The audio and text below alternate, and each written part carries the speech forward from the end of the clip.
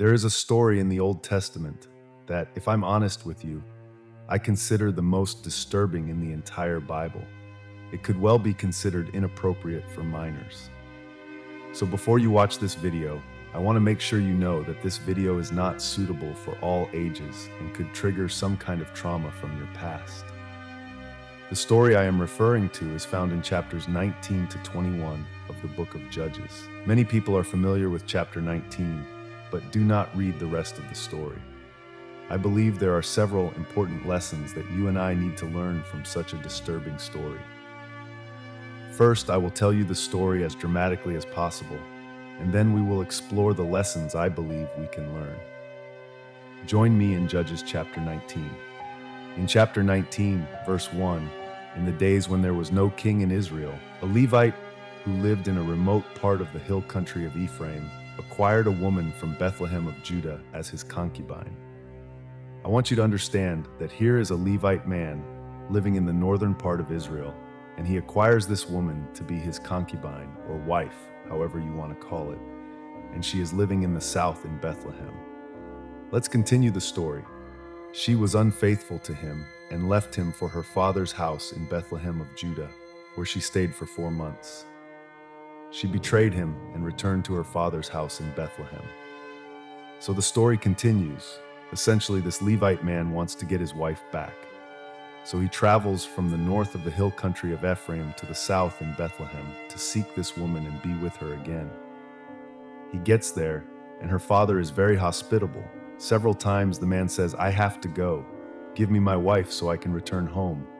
And the father says, No, stay another night. He says, "Okay, I'll stay another night." And this repeats for several days until finally the man says, "With all due respect, I appreciate your hospitality, but I need to leave. I need to go home." So finally, he leaves to go home, and that is where all the tragedy occurs. Well, the man is with his concubine, traveling in southern Israel from Bethlehem toward the north to Ephraim. They were near Jebus, and the day was almost over. The servant said to his master, "Please, why don't we stop in this city of Jebus and spend the night here?" But his master replied, "We will not stop in a foreign city where there are no Israelites. Let's continue to Gibeah." Then the servant suggested, "Let's try to reach one of these places and spend the night in Gibeah or Ramah." So they continued their journey, and the sun set as they approached Gibeah in Benjamin. They went there, and to their surprise, no one was willing to take them into their homes. Hospitality was a significant aspect of Israelite culture. At the end of the night, an old man appeared in the square and asked, "Why are you still here? Hasn't someone already welcomed you into their house?" They responded, No one has taken us in." The old man said, "You know what? You can stay with me tonight." The Levite responded, "Great, just to let you know, we don't need anything from you. We have enough food for our donkeys, for me, and for my concubine. We just need a place to rest our heads. If you give me a pillow, that's all I need." The old man said, "No problem, you can stay with me." So the Levite, his servant, and his concubine spent the night at this man's house in Gibeah. Then this happened. While they were enjoying themselves, suddenly wicked men of the city surrounded the house and banged on the door. They said to the homeowner, the old man, "Bring out the man who came to your house so we can have sex with him." Wow, this is where the story takes a turn. There are perverted men living in Gibeah, Benjamites, who go to this old man's house and say, "We know you have a guest in your house, bring him out so all of us can have sex with him." Now see what happens next. The homeowner came out and said, "Please do not commit this evil act, my brothers. After all, this man has come under my roof. Do not commit this vile atrocity. Here, let me bring out my virgin daughter and the man's concubine. Abuse them and do whatever you want with them, but do not commit this outrageous thing against this man." We will deal with this a bit later in this video, but what happens next is unthinkable. The verse 25 says, "But the man would not listen. Then he took his concubine and brought her out to them. They raped and abused her all night until morning. At dawn, they let her go." Now, my friend, that's why I said this video might be considered inappropriate for minors and could trigger some things from your past. Because imagine here, there's a group of perverted men and they're taking turns having sex with this woman. They are raping her throughout the night until, in the morning, they finally let her go. And this is what happens to this young woman, a tragic start. In the morning, the woman returned, and as dawn broke, she collapsed at the door of the house where her Lord was. You can imagine how worn out, beaten, and abused she was from the entire night by these men, that she barely had the strength to crawl back to the man's house and just collapsed on the porch and lay there. Now, observe what happens next. It says here that when her Lord got up in the morning, he opened the doors of the house and went out to continue his journey. There was the woman, his concubine, collapsed near the door of the house with her hands on the threshold. "Get up," he said to her. "Let's go." But there was no response. The woman had been so abused that she had died. Note that it says here that the man put her on his donkey and went to his home. What happens next is very sad and horrific, but it says as follows. When he entered his house, he took a knife, held his concubine, cut her into 12 pieces, limb by limb, and then sent her throughout the territory of Israel. Everyone who saw this said, "Nothing like this has happened or been seen since the day the Israelites came out of the land of Egypt until now." Think about it, discuss, and speak up. This man took his concubine to his house, cut her into 12 pieces, and undoubtedly attached a letter to each piece of his deceased concubine, and sent a different piece of her body to the 12 tribes of Israel, with a letter detailing exactly what had been done by his own brothers. One of the 12 tribes of Israel, the tribe of Benjamin. And when these other tribes saw and read what had happened with this woman, they said, "Nothing like this has happened throughout our history." Now, there is much more to the story in chapters 20 and 21. So I want you to wait, but here's where I want to start looking at some lessons we can learn from this. The first lesson is this. When there is no accountability in our lives, we tend to strongly deviate. Look at Judges chapter 19, verse 1, which we read earlier, but I'll read it again. "In those days, when there was no king in Israel." You and I, when we do not have to be accountable, when there is no fear of having to explain ourselves or be responsible for our decisions and actions, are more prone to make bad decisions because we think we can make these decisions in isolation without having to answer to anyone else. And that is exactly what was happening in Israel. There was no king, there was a law, but people were not respecting the law. It was not being enforced. And as a result, they ended up doing something they probably never imagined they would do. The second mini lesson I want to address is we need to ensure that we treat every human being as a bearer of the image of God.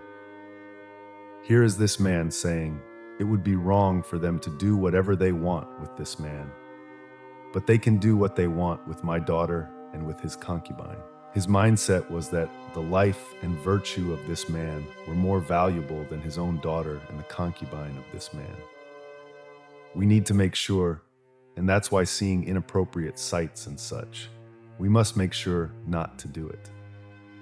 If you want to stop viewing things online that you know you shouldn't be watching, and you know what I mean, I want you to see each girl you are looking at as a bearer of the image of God, as someone who is your daughter. Imagine if you would want someone looking at your daughter doing the things you are seeing on the screen. But here's the third thing I want to highlight in this video. The more you and I stray from God, the more vulnerable we become to doing things we never imagined we would do. You see, when you look at the book of Judges as a whole, what you will see is a nation of people who have slowly drifted away from God. They have slowly deviated, and what you see happening in chapters 19 to 21 is the culmination of drifting away from God and shows how far the nation as a whole drifted away from God.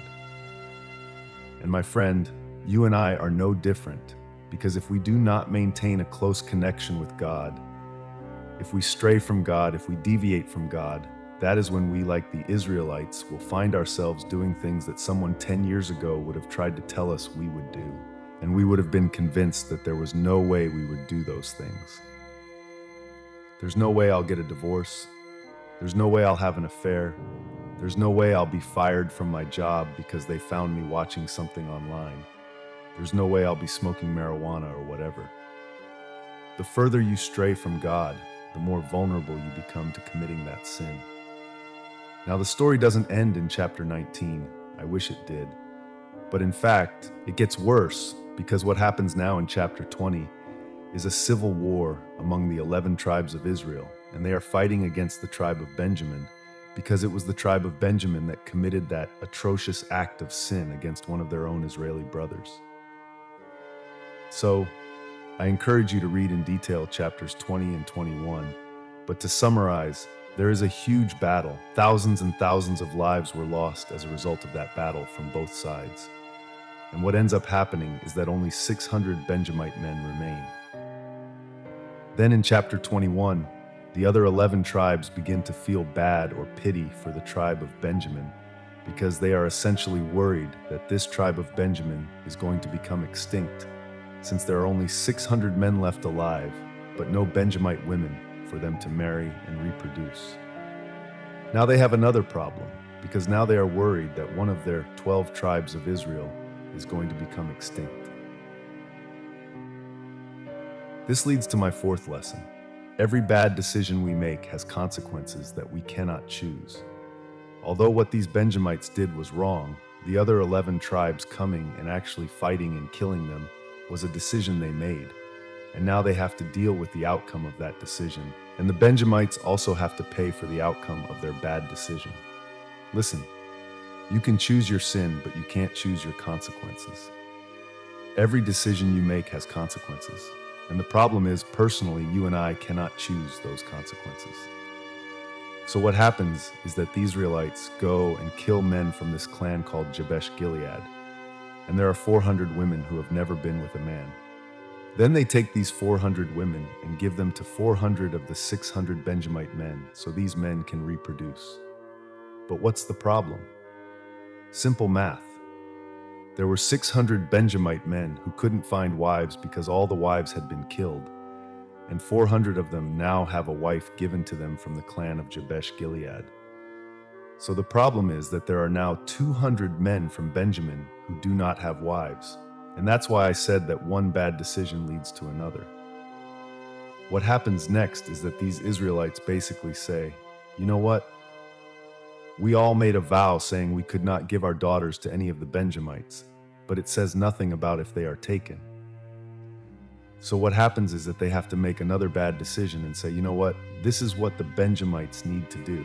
Send a message and say, look, there's a festival coming up, a feast.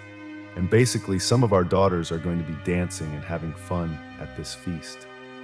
Technically, we cannot give our daughters to you because we made a vow. But if you find them and kidnap them, that's on you. If you find them and kidnap them, we'll be free from that vow, because technically we didn't give our daughters to you, and you'll be able to have a wife and reproduce. So, they have this feast, and essentially these 200 Benjamite men go and steal and kidnap these women while they are dancing at a party and take them back as their wives. Personally, I know this is a crazy story, and I tried to summarize it as quickly as I could. But the point is this: one bad decision often leads to another, and all kinds of bad decisions affect other people. Go through this story again and see how many people were negatively affected by one bad decision. Some of the Benjamite men deserved what happened to them, but most of the people in Benjamin had nothing to do with it and died in battle. The people of Jabesh Gilead died too. The women were then taken from their land and given to these Benjamites, and then these other women were kidnapped by the Benjamite men and taken away from their families. All this happened because of bad decisions. But here is the fifth and last lesson I want to encourage you with today. God has grace for us, even in the midst of our most destructive decisions. Notice how the book of Judges ends. It says here that the Benjamites did this and took the number of women they needed from the dancers they captured. They returned to their own inheritance, rebuilt their cities, and lived in them. At that time, each of the Israelites returned from there to his own tribe and family. Each returned from there to his own inheritance. And of course, the last verse of the book of Judges characterizes and describes the entire book of Judges. It says here, that in those days there was no king in Israel. Everyone did what was right in his own eyes. My friend, although God was merciful in allowing this tribe of Benjamin to rebuild and not go extinct, there were consequences for their decisions. And if there's nothing else you take from this video, I want to encourage you to understand that every decision you and I make has consequences. Often they can't even be measured, and consequences that we cannot choose. See you in the next video. Goodbye for now. God bless you.